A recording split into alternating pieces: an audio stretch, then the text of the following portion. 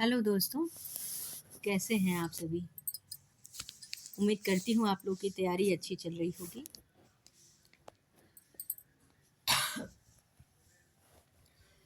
हाँ, तो ब्रह्मताल में कितनी मात्राएं होती हैं, आइए देखते हैं। ब्रह्मताल में 28 मात्राएं होती हैं। 3, 9, 17 और 27 पर खाली होती है। और इस ताल में 1, 5, 7, 11, 13, 15, 19, 21, 23 और 25 मात्रा पर ताली लगती है। प्राचीन शुद्ध गंधार आधुनिक स्वर व्यवस्था को क्या कहते हैं? व्यवस्था में क्या कहते हैं?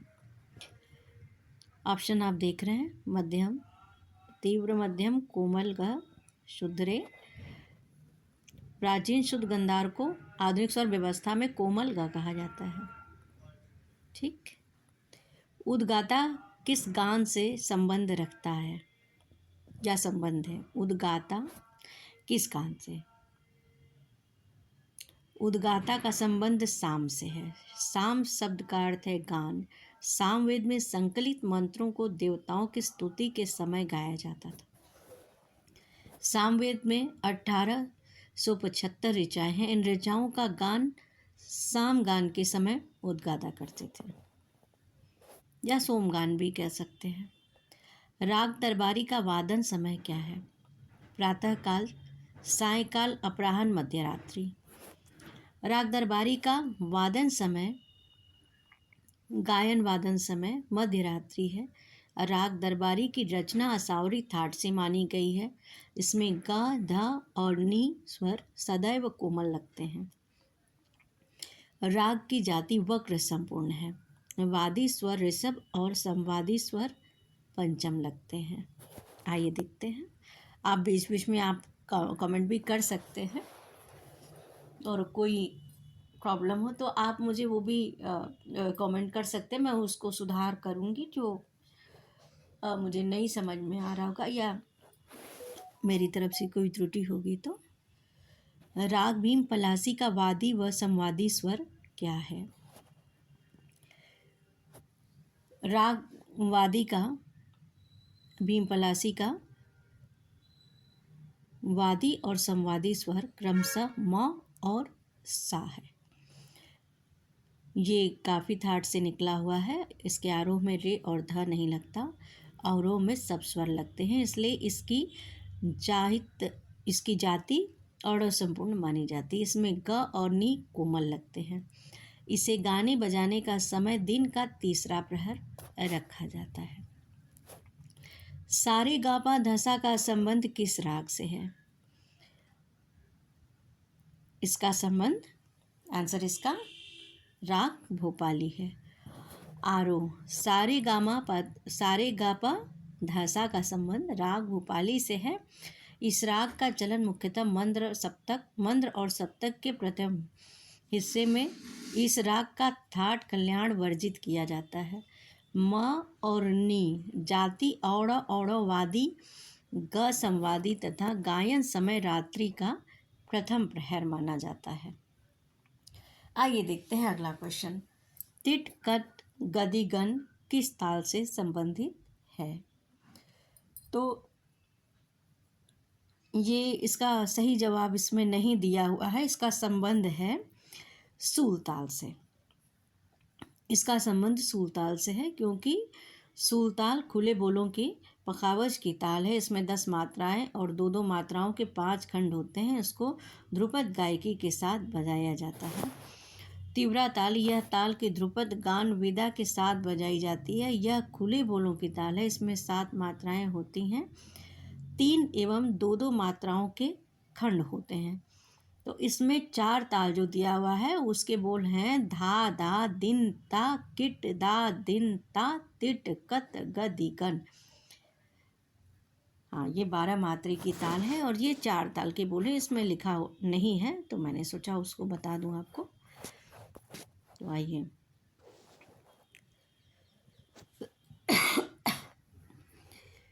पंडित बलराम पाठक किस वाद्य के वादक थे? सितार वादक, पंडित बलराम जी सितार वादक थे। इनका जन्म 5 नवंबर 1926 को उत्तर प्रदेश के बलिया में हुआ था। इन्हें वर्ष 1989 में संगीत नाटक अकादमी पुरस्कार से सम्मानित किया गया था और 15 फरवरी 1991 को नई दिल्ली में इनका निधन हो गया। पंडित बलराम पाठक जी का 5 नवंबर 1926 को उत्तर प्रदेश के बलिया जिले में इनका जन्म हुआ था और 1989 में संगीत नाटक अकादमी पुरस्कार मिला था और 15 फरवरी 1991 को ये नई दिल्ली में इनका निधन हो गया। भरत के कितने ग्राम माने जाते हैं? भरत ने सिर्फ 2 ग्राम माने हैं, षडज और मध्यम। इस ग्रंथ के अध्याय 28 से 36 28 to 36 तक संगीत का वर्णन है। कुछ अन्य विद्वानों जैसे मतंग मुनि ने आदि ने तीसरा ग्राम ग्रंथार की चर्चा की है। संगीत में निश्चित श्रुत्यांतरों पर स्थापित 7 स्वरों के समूह को ग्राम कहते हैं। पंचम सवारी ताल में कितनी मात्राएं होती हैं? 15 मात्राएं होती हैं पंचम सवारी में। और ये एक तरह का मशहूर ताल है जिसका वादन अधिक होता है। इस ताल को कथक नृत्य के साथ ज़्यादातर बजाया जाता है और ये स्वतंत्र वादन भी तबला वादक करते हैं। इस ताल में 15 मात्राएं होती हैं। कौन सा राग मल्हार का प्रकार नहीं है? कौसी, कान्हड़ा, मेघ, चरजू, रामदासी। ठीक है, तो पहला आएगा आपका कौसी कान्हड़ा। राग मल्हार का प्रकार नहीं है।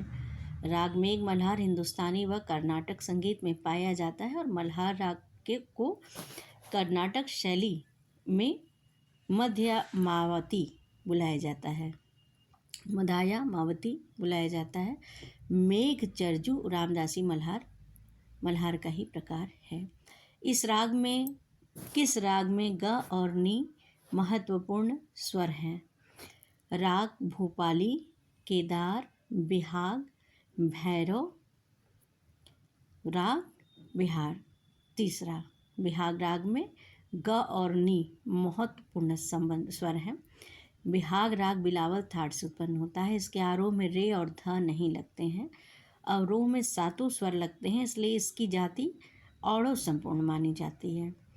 इसमें सब स्वर शुद्ध लगते हैं। कुशल संगीतज्ञ बड़ी कुशलता से इस राग में तीव्र म का भी प्रयोग करते हैं। इसका वादी स्वर ग और संवादी स्वर नी माना जाता है। आइए देखते हैं राग मालकोस का वादी और संवादी स्वर क्या है। तो राग मालकोस का वादी और संवादी स्वर म और सा है।